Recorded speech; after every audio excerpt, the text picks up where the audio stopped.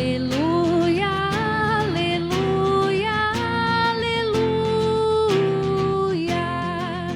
aleluia, aleluia, aleluia. Tu és Pedro, e sobre esta pedra eu irei construir minha igreja, e as portas do inferno não irão derrotar. Aleluia.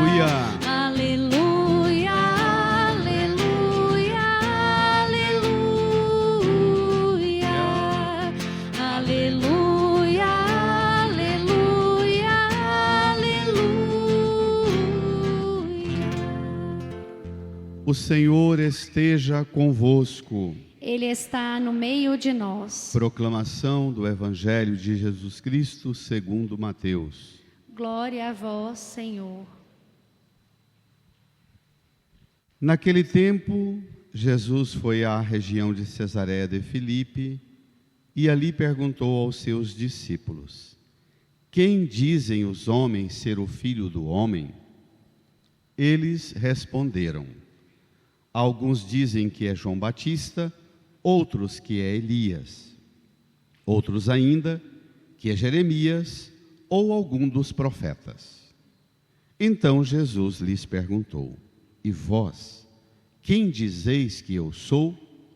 Simão Pedro respondeu: tu és o Messias, o Filho do Deus vivo. Respondendo, Jesus lhe disse: feliz és tu, Simão, filho de Jonas, porque não foi um ser humano que te revelou isso, mas o meu Pai que está no céu. Por isso eu te digo que tu és Pedro, e sobre esta pedra construirei a minha igreja, e o poder do inferno nunca poderá vencê-la. Eu te darei as chaves do reino dos céus. Tudo que tu ligares na terra será ligado nos céus. Tudo que tu desligares na terra será desligado nos céus. Palavra da salvação. Glória a vós, Senhor. Aleluia, aleluia, aleluia, aleluia, aleluia, aleluia.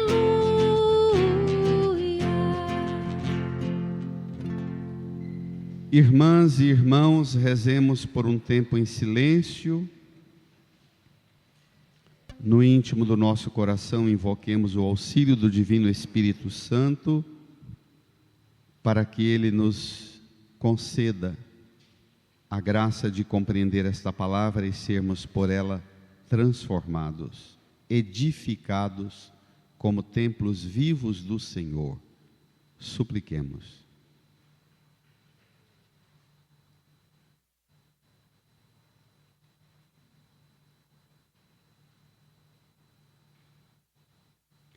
Amém.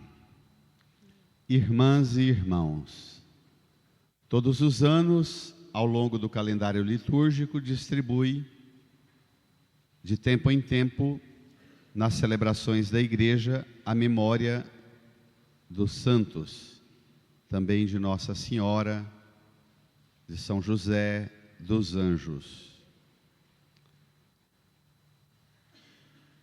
Que importância tem a celebração do mistério de Cristo na vida nossa através dos santos? Por que essa insistência? A questão é pedagógica também. Quando nós vamos ao longo do ano percorrendo o Evangelho e vendo os feitos de Jesus, as ações de Jesus, as exigências para o seguimento de Jesus, por vezes pode passar em nossa mente, em nosso coração, que é algo difícil, que não damos conta. Então a celebração dos santos põe mais perto de nós, aproxima-nos da realidade concreta da vivência do Evangelho. Aponta para nós que é absolutamente possível viver aquilo que Jesus apresenta nas na exortação e no convite para segui-lo. É bom considerar uma chave de compreensão da fé cristã. Se você pensa e se identifica como cristão, cristã, se você tem por convicção que você é discípulo e discípulo de Jesus, a consequência imediata, inegociável, intransferível, é que não há a menor possibilidade de ser cristã e cristão se não tem como graça abrir-se para o anseio e o caminho da santidade. Se você pensa que ser santo não é coisa para você, esquece sua identidade cristã. Ser santo é uma consequência natural do caminho de seguimento de Jesus. Natural. O problema é que, todas as vezes eu repito isso na festa de Todos os Santos no começo de novembro, mas é bom aplicar isso agora. O problema é que, quando nós falamos de santos e santas, na mente e pelas camisetas, pelas medalhas que o povo traz no peito, pelos atos de devoção, pela forma apaixonada com que as pessoas contam que são devotos dos santos, na imensa maioria das vezes nós somos encantados pela divulgação de santos e santas muito de dentro dos conventos, padre e freira, dos conventos, dos mosteiros e dos altares.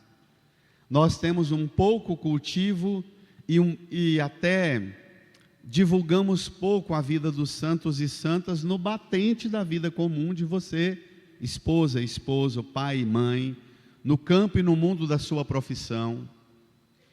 E aí, a gente acaba fazendo do santo e da santa apenas um intercessor para que a gente consiga as coisas da gente, mas a mais decisiva ação dos santos e santas que estão junto de Deus intercedendo por nós é interceder pela nossa radical coragem de seguir Jesus e buscar a santidade. Não ponha isso em segundo lugar. Sua devoção aos santos e santas tem que vir. A sua devoção à Beatíssima Virgem Maria e a São José não pode. Qualquer outro pedido deverá ser de segundo, terceiro lugar para frente. O primeiro é: interceda para que eu viva na minha vida como a senhora, como o senhor São José viveram na vida de vocês o seguimento do Senhor, a santidade. Está claro? Dito isto, que a santidade é um projeto de graça, de dom e bênção de Deus para nós, Deus tem 3 afirmações que Ele apresenta no Antigo e Novo Testamento. Sede perfeitos como eu sou perfeito, sede santos como eu sou santo, sede misericordiosos como eu sou misericordioso. Como o Pai é misericordioso, vai dizer Jesus lá. Então, essas 3 afirmações, ser perfeito, santo e misericordioso, para que ninguém pense que ser santo é apenas viver um monte de hábitos interiores e exteriores de penitência e de sacrifício, mas não inclui a misericórdia. Dito isso, vamos ao mistério que celebramos Pedro e Paulo. Ouvimos o relato da prisão de Pedro na primeira leitura dos Atos dos Apóstolos e como, de uma maneira espetaculosa, Herodes prende Tiago, manda decapitar Tiago, matá-lo a fio de espada, e Herodes, vendo que isso agradava os judeus, as massas, manda prender também Pedro e começa o processo marcar e encaminhar para uma pompa diaboli, uma pompa do diabo, uma pompa de Satanás, o espetáculo dos imperadores pagãos, que era matar os inimigos e adversários, cristãos ou não. Ele planeja essa pompa diabólica de sacrificar Pedro, como Paulo, na segunda leitura a Timóteo, também de dentro da prisão, Paulo escreve um testamento ao amigo Timóteo, que é esse texto maravilhoso que nós ouvimos da carta.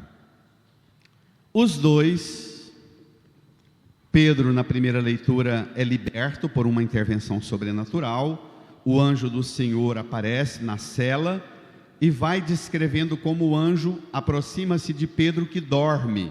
De novo, o sono. 3 domingos nós estamos com esse negócio do sono. Pedro dorme na prisão, lembra? Com a corrente nos braços e pontos de guarda para todo lado, de guardas que se multiplicam ao redor para prender, tamanha a importância do presidiário. Pedro dorme. Ele que no Evangelho recebe as chaves do reino dos céus, ele dorme e recebe uma intervenção sobrenatural de Deus, que abre-lhe as portas da prisão. Mas antes de abrir as portas da prisão, o anjo tem um protocolo muito interessante. O anjo entra, uma luz entra na cela e ilumina toda a cela. O anjo chega, aproxima de Pedro e toca-lhe o ombro. O ano passado eu falei desse toque de Pedro, que Pedro recebe. Por que o anjo toca o ombro de Pedro? Porque quem quiser me seguir, renuncie a si mesmo, tome sua cruz. O ombro é o lugar de você viver a sua missão. Se Deus toca o seu ombro, não é para tomar a cruz de você, é para te acordar, te despertar e dar a você o vigor necessário para que você levante e carregue a sua missão, a sua cruz. Está claro? Pedro acorda e o anjo dirige a ele um protocolo. Levanta, põe o cinto, calça a sandália, põe a capa. Lembra o relato da Páscoa. Moisés, no ordenamento da saída do Egito, todo mundo tinha que estar de rins cingidos, lembra?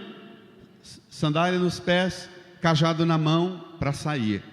Se você depois em casa leva esse folheto e pegar esse texto da primeira leitura e caprichar um pouco nele, você vai ver que a forma com que a intervenção sobrenatural acontece em Pedro preso, lembra muito um rito de ressurreição.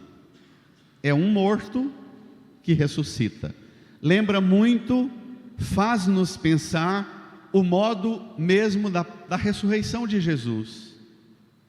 Aquele movimento de ir ativando na pessoa aprisionada nas moradas eternas, na habitação dos mortos, e que é redivivo, e que se ergue e sai. E Pedro, que recebe as chaves, quando chega diante do portão de ferro bruto, o portão abre sozinho, porque as chaves do reino dos céus não é para cada um abrir para si mesmo. As chaves do reino dos céus, cada um não abre para si mesmo a porta para o reino dos céus. Você tem em sua mão para abrir para os outros.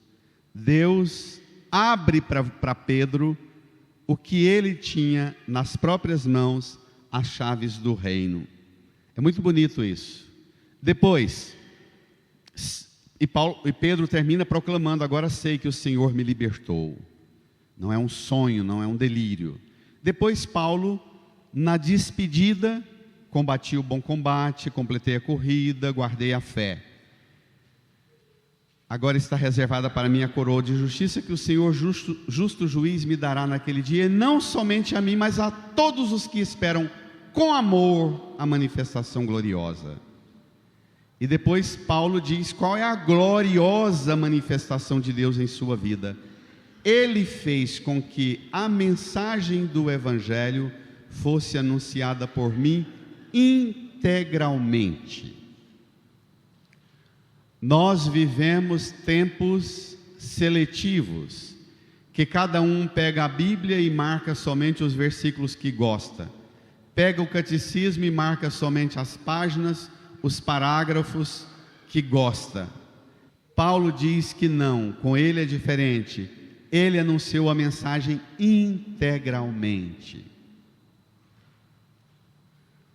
Essa integralidade significa dar à pessoa a plena compreensão, a visão integral do que Deus revela, e não somente o seu gosto pessoal, as passagens da Bíblia que você gosta, integralmente.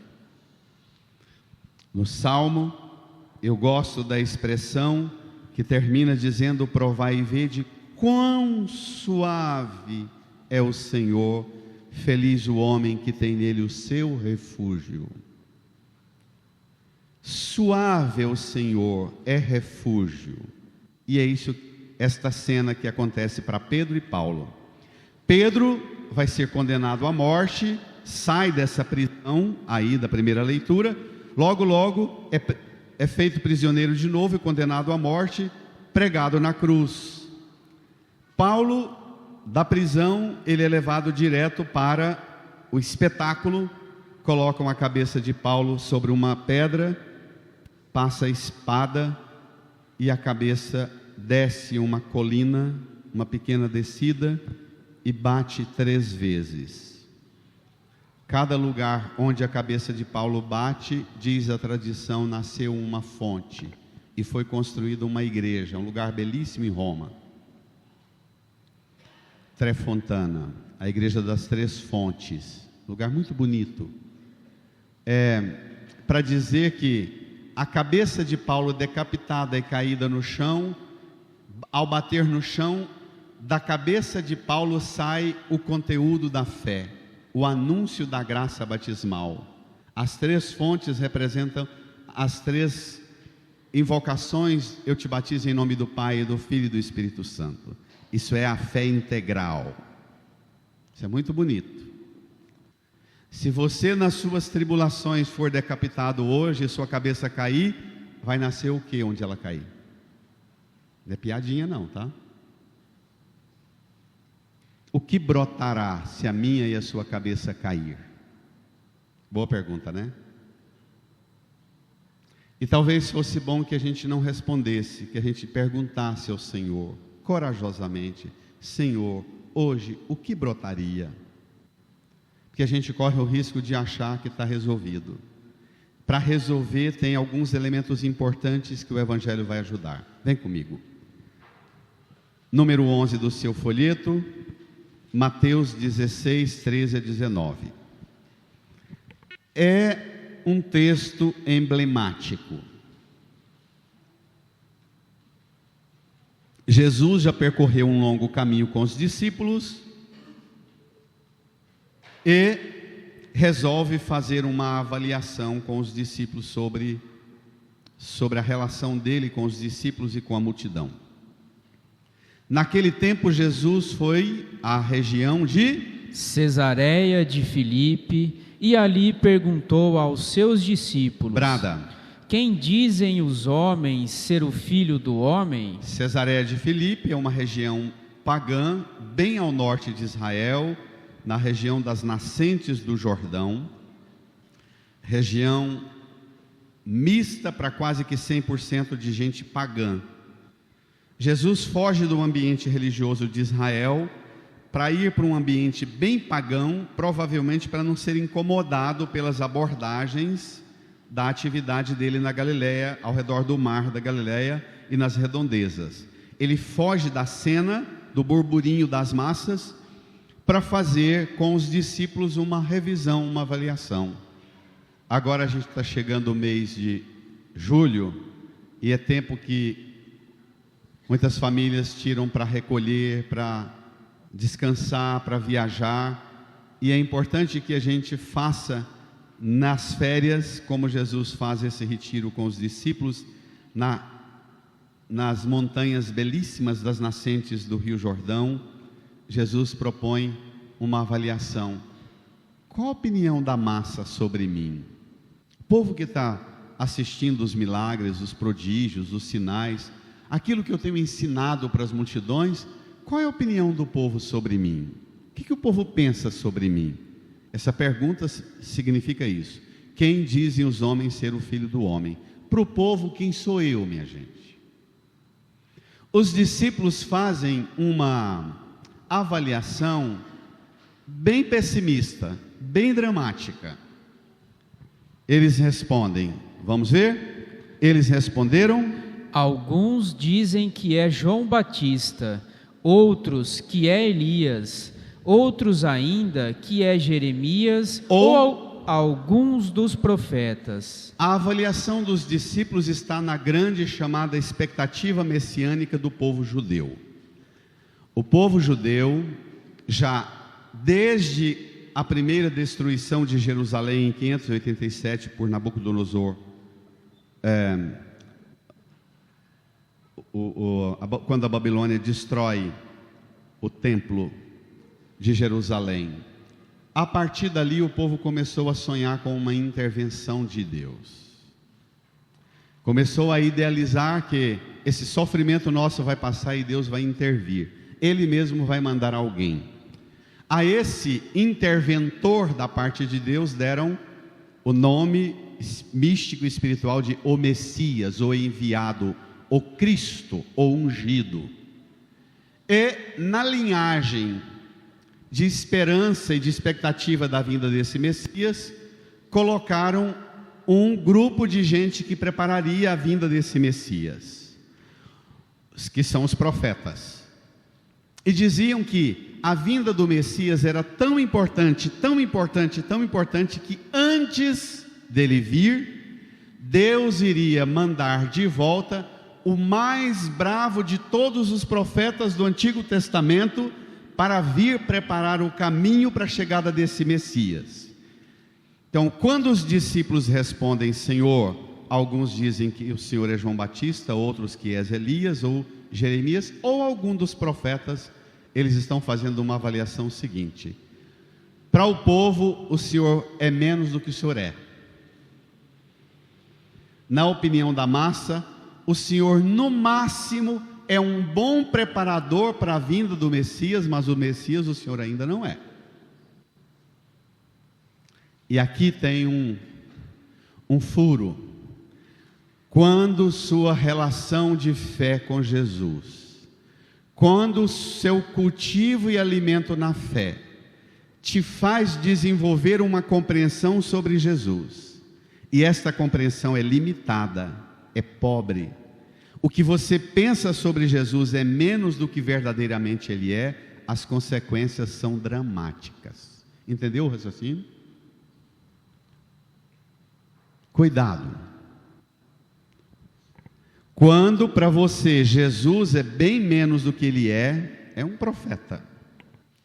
As correntes de teologia liberais, pós-Segunda Guerra, deram a Jesus um grande líder espiritual, como Buda, como, não é? Esses místicos, Luther King, os líderes todos, São Francisco de Assis, como um desses. Isso é colocar Jesus na linhagem e no movimento de um humanismo. Esse humanismo que esvazia Jesus do mistério sagrado do que Ele é uma tragédia. Jesus não é um líder humanista, Ele é Deus. A resposta dos discípulos é: o Senhor é um preparador da vinda do Messias, mas o Messias o Senhor não é. Por que é que o povo pensava isso sobre Jesus, minha gente? Porque o que Jesus estava dando para eles não correspondia ao que eles queriam de Deus. Quando o que você está recebendo de Deus, você acha que é menos do que o que você queria de Deus, dá esse nó. Jesus escuta esta avaliação dramática e propõe uma segunda pergunta. Vamos ver? Versículo 15. Então Jesus lhes perguntou: brada, e vós, quem dizeis que eu sou? Espere lá. Se a opinião da massa está fraca, não será porque para mim e para você a nossa compreensão também é fraca? Pode ser que você tenha vivido e se desgastado muito com pessoas na sua família, no seu trabalho, na sua igreja, em que você diz assim: essa pessoa tem uma visão pobre de Deus. A partir de hoje você vai dizer assim: essa pessoa tem uma visão pobre de Deus, porque eu tenho dado um testemunho pobre de Deus. Quando Jesus muda a conversa, dizendo: olha, a opinião dele está fraca, mas para vocês quem eu sou? Ter coragem de fazer linkar a compreensão fraca dos outros com o testemunho meu e seu, precisa ser muito disposto, muito disposta. Pedro, que representa a igreja e é a voz da igreja, hierarquicamente constituído pelo Senhor a ser chefe do colégio apostólico, o nosso primeiro Papa. Versículo 16: Simão Pedro respondeu ante a pergunta: e vós quem dizeis que eu sou? Simão Pedro respondeu: bradem. Tu és o Messias, o Filho do Deus vivo. Este é o centro e a razão da igreja existir. A igreja pode deixar de fazer todas as outras coisas, se for necessário, mas ela nunca poderá deixar de ser aquela que leva esse anúncio ao mundo. Quem é Jesus? Professa, vive e anuncia. A igreja e os cristãos professa, vive e anuncia quem é Jesus, o Messias, o Christos, o ungido, o Filho do Deus vivo. Jesus é definitivamente a intervenção de Deus, do próprio Deus que entrou na história. Quando Pedro confessa assim, e esta é a razão da igreja existir, em tudo que a igreja faz e fala, deve ser coerente com esta afirmação: quem é Jesus? O Messias, o Filho do Deus vivo.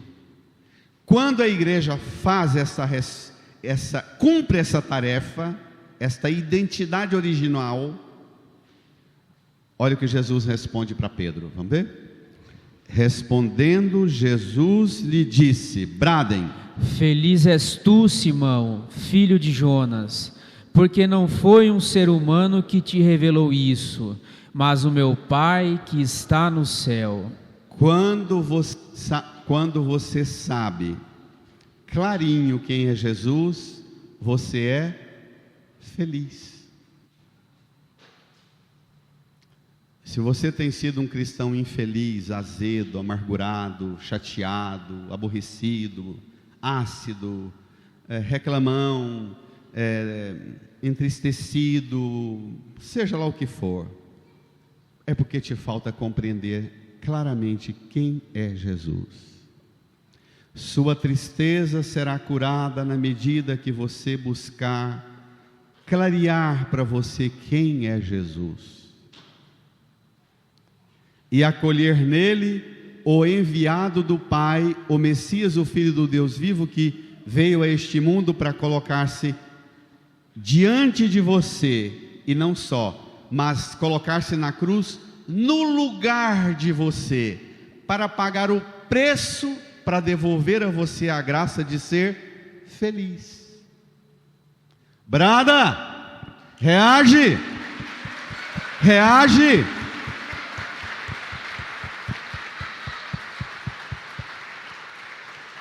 Feliz és tu, Simão.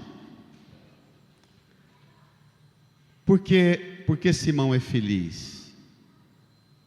Jesus pergunta: para vós quem eu sou? Pedro diz: tu és o Messias, o Filho do Deus vivo.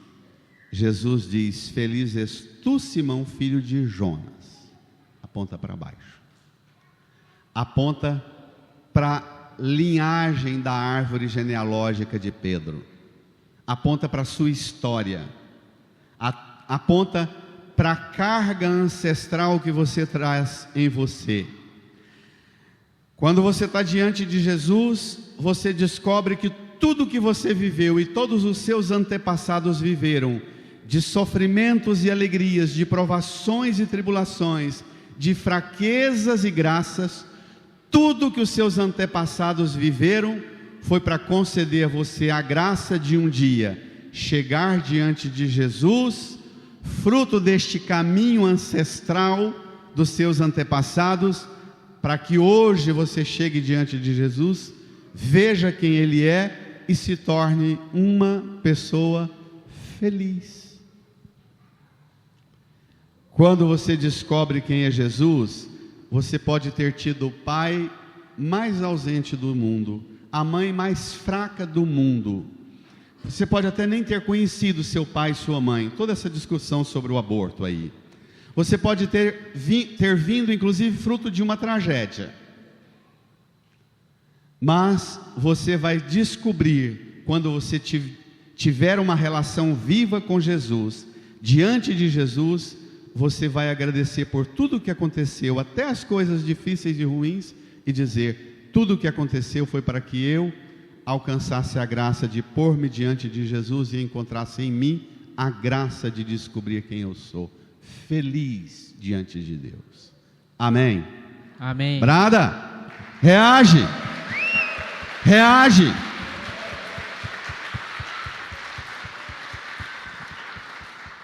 Na noite da Páscoa, no canto do Exulta-te, na proclamação da Páscoa, tem um verso que eu tenho dó da gente no Brasil ter perdido a tradição de cantar o Exulta-te na versão original do missal, que diz assim: ó feliz culpa de Adão,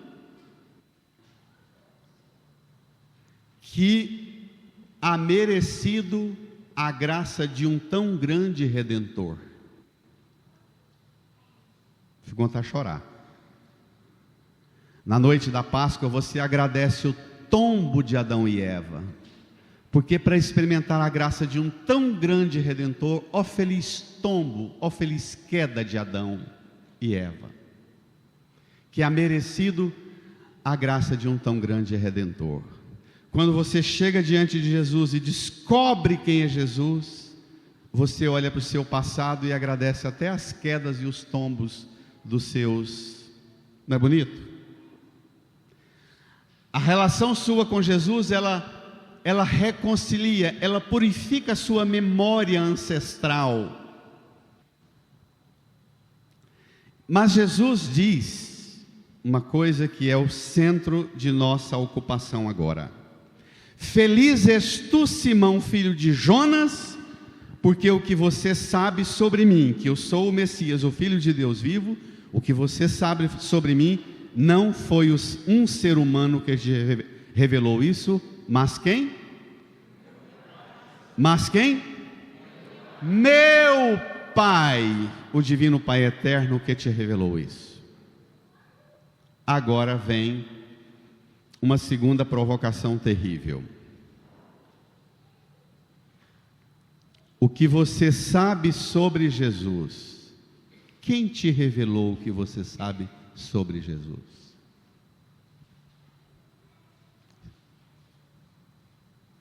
A compreensão que você tem sobre Jesus, ela é fruto de sua relação com o Divino Pai Eterno, e sua relação de filha e filho, quando reza Pai, Abá, você experimenta dele te dando um tão grande Redentor. O Pai te dá Jesus, e Jesus que recebe você do Pai e diz: ninguém vai ao Pai senão por mim. O Pai te dá Jesus para Jesus te levá-lo a Ele. Essa é a economia, o que a gente chama na teologia de a economia da salvação. É um termo, parece muito técnico, mas é muito bonito. É a economia da salvação. Jesus diz que a felicidade de Pedro consiste em: o que você sabe sobre mim não é fruto de videozinhos de 30 segundos da internet, de padre influencer na rede social, não, diácono. O que você sabe sobre mim não é fruto só dos capítulos e versículos da Bíblia que você gosta e marca, não. O que você sabe sobre mim não são os livrinhos que você lê e os padres e pregadoras e pregadores que você segue entusiasmado, não. O que você sabe sobre mim não são esses sites e esses blogs católicos que têm um tipo de revanche teológica para colocar você com raiva da igreja, porque eles se consideram mais do que a igreja, mais do que o Papa, do que os bispos. Esta linha de pregadores que faz você tirar sua relação com o Pai para substituir por um pregador ou por uma corrente, essas correntes que são verdadeiras seitas na internet, formando um monte de malucos fanáticos de seitas com representação de elementos católicos, mas que não tem a catolicidade da fé católica. Repito, o que você sabe sobre Jesus, quem te revelou? Foi o Divino Pai Eterno. Você tem segurança disso? Se não, corra, mas corra para recuperar isso. Amém? Amém. Corra, mas corra. Devolva a você a coragem de enfrentar sua tristeza. Sua tristeza é triste porque o que você sabe sobre Jesus não foi o Pai Eterno que te revelou. O dia que você tiver uma compreensão sobre Jesus, que for fruto de sua relação com o Pai, e o que você sabe sobre o Pai é fruto de sua relação com Jesus, você vai ser uma pessoa feliz, ainda que com muitos problemas, ainda que na prisão, ainda que decapitado ou pregado na cruz como os mártires, mas você será feliz, derramando o sangue do martírio, mas será feliz. Amém? Amém. Reage, reage, reage.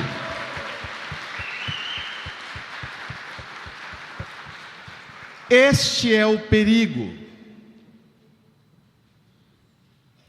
Os livros, os pregadores, os movimentos na igreja são todos importantes, mas há um perigo que esses livros, pregadores e correntes se tornem uma substituição do Pai, da fonte.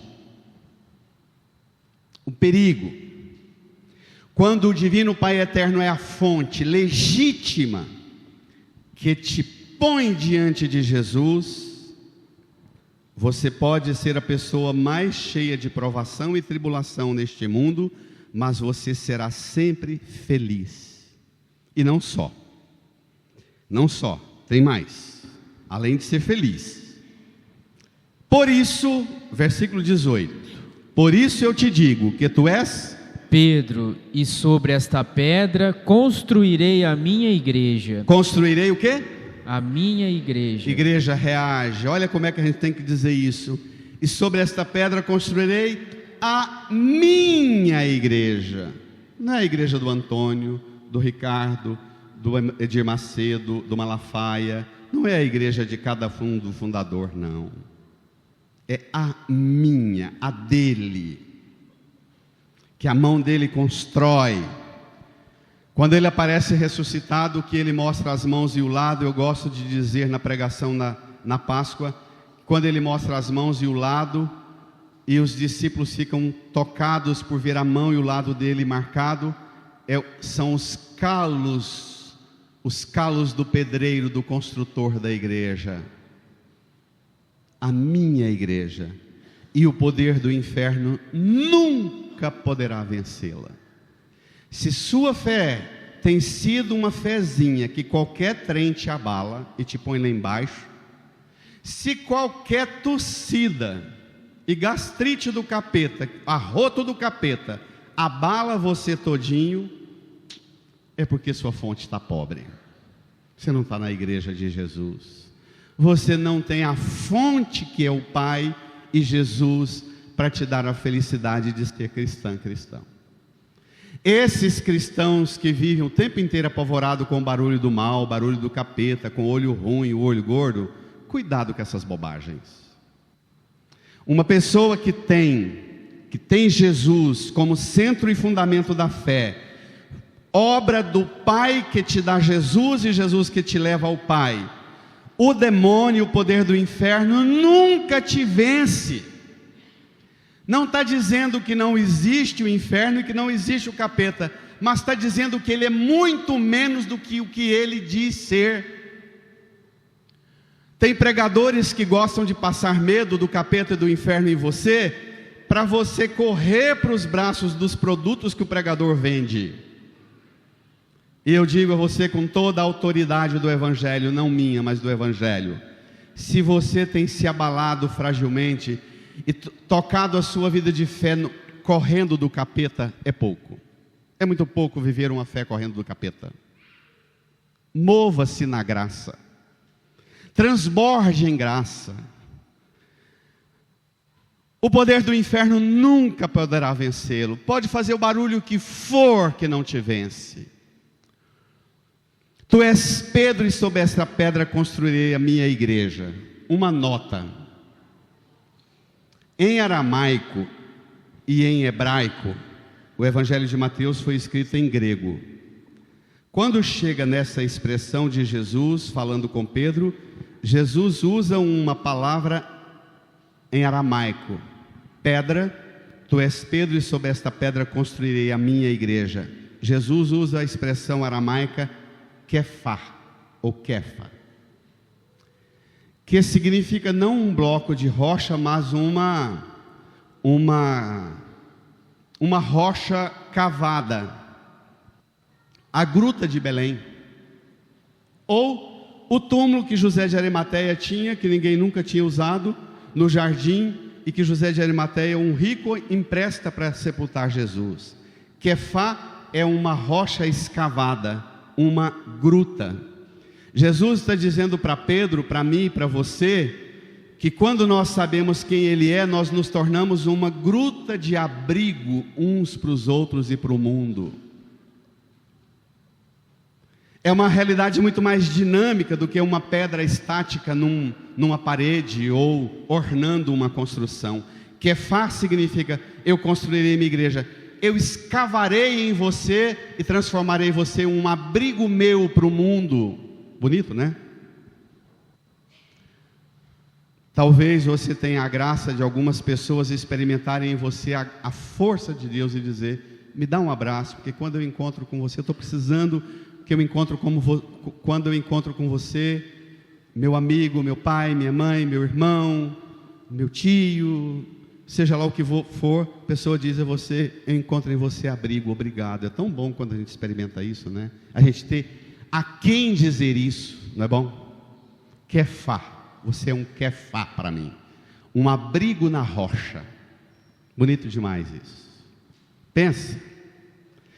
Lembre-se que Jesus, o filho do homem que não tinha onde reclinar a cabeça, que domingo dormiu no lugar do chefe da barca, na almofada dele, Jesus entrou no mundo num Kefá, a gruta de Belém, e saiu do mundo num Kefá, o túmulo de José de Arimateia. Então, ser abrigo para o mundo, ser abrigo, sede santo como eu sou santo, perfeito como eu sou perfeito, misericordiosos como o Pai é misericordioso, como eu sou misericordioso, diz Deus. Por isso eu te digo: tu és Pedro, sobre esta pedra construirei a minha igreja, e o poder do inferno nunca poderá vencê-la. Mas isso ainda é pouco. O que vem agora é muito melhor do que tudo que Jesus falou até agora. Versículo 19: bradem: eu te darei as chaves do reino dos céus. Ah não, igreja, deixa de ser xoxa, reage. Eu te darei as chaves do reino dos céus. Brada: tudo que ligares na terra será ligado nos céus. Tudo que desligares na terra será desligado nos céus. A palavra latina religião significa religare, não é? Você se torna religião, você se torna instrumento de religação. Você se torna um abrigo, um Kefá, que religa as pessoas aos céus. eu te darei as chaves do reino dos céus. As chaves do reino dos céus. Na pregação dos padres da igreja, as chaves são os divinos sacramentos, a pregação da palavra, a Sagrada Escritura, são todas chaves. Tudo. A Eucaristia que vamos receber daqui um pouco, são chaves, o sacramento do matrimônio, o batismo, a crisma, ligados na terra, ligados no céu. As chaves do reino dos céus. O sinal de que você sabe quem é Jesus. Você tem o Divino Pai Eterno como a fonte. Você se converte num dom de Deus, num abrigo para os outros, um Kefá. E não só, você se torna instrumento para ligar as pessoas ao céu. Você se torna alguém, um porteiro. Quando Jesus fala para Pedro que ele tem as chaves do reino, está chamando-o de uma função de criadagem, de porteiro do reino dos céus. Abre e fecha a porta. Termino com isso. Sua fé é projetada para a realidade eterna do reino dos céus. Ela não se esgota aqui. O sinal de que você sabe quem é Jesus, você vive uma fé projetada para a realidade do reino dos céus. Ela não se esgota aqui. Se esgota aqui, é ideologia. Está claro? Te dá força, capacita e qualifica para o aqui. Você vive e enfrenta o aqui. O poder do inferno não terá poder sobre você. Você enfrenta as realidades aqui e é feliz aqui. Mas não termina aqui. É projetada para a glória eterna. Amém. Incline a sua cabeça. Põe a mão no seu coração. Peça ao Pai Eterno. Peça a Jesus. Peça ao Divino Espírito Santo que te habita para dar a você a graça de compreender essa palavra e ser por ela hoje, agora transformado também num Kefá,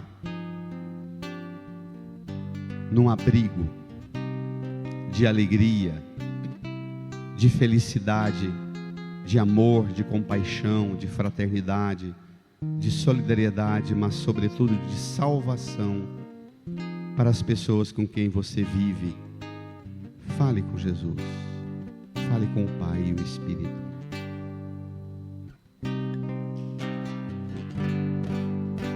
Transforma-me, Senhor, com teu Espírito,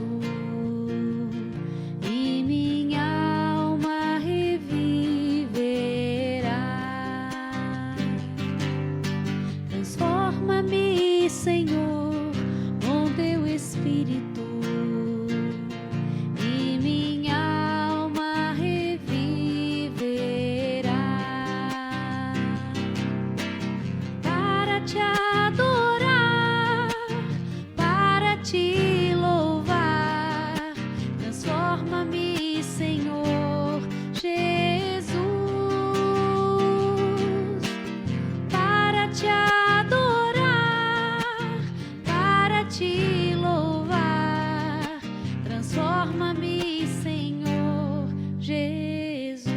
Alegra-me, Senhor, com teu Espírito. Alegra-me, Senhor, com teu Espírito. E minha alma reviverá. E minha alma reviverá. Alegra-me, Senhor. Alegra-me, Senhor, com teu Espírito. E minha alma. E minha alma reviverá. Para te adorar.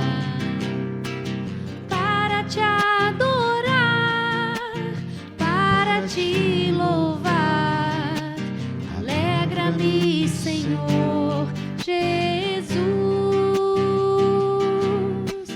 para te adorar, fiquemos em pé, para te louvar, alegra-me, Senhor Jesus. Estenda sua mão aqui para a cruz de Jesus. Reze conforme o Espírito Santo te inspira. Se te ajuda, reze comigo. Senhor Jesus. Senhor Jesus, Eu creio firmemente. eu creio firmemente. Com Pedro Com Pedro e a igreja eu professo.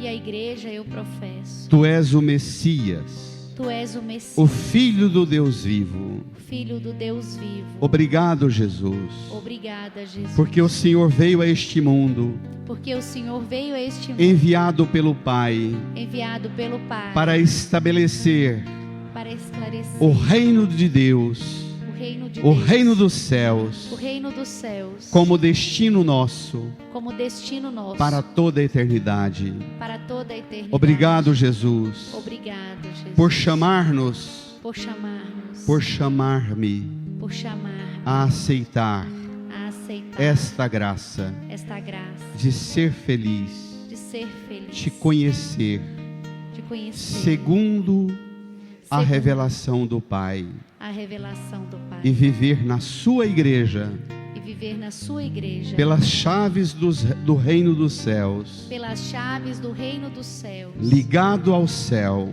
ligado ao céu, ligado na terra, ligado na aos terra, dons, aos às dons, graças às graças e bênçãos e bênçãos nesta vida nesta e para a vida eterna. e para a vida eterna.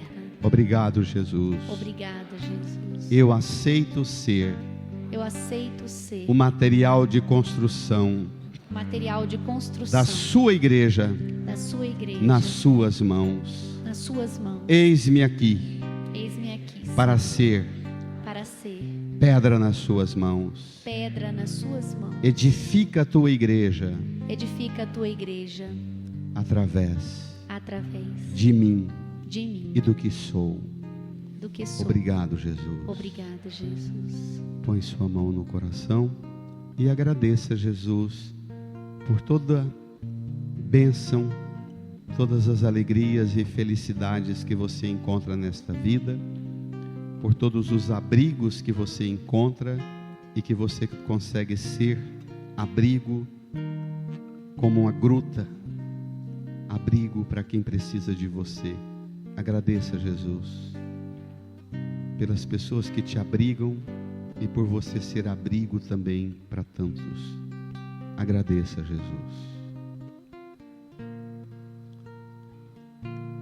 E se abra como um templo santo, vivo. Abra de par em par as portas do seu coração. A quem está do seu lado, dê um abraço carinhoso e deseja a paz de Jesus. Saudai-vos.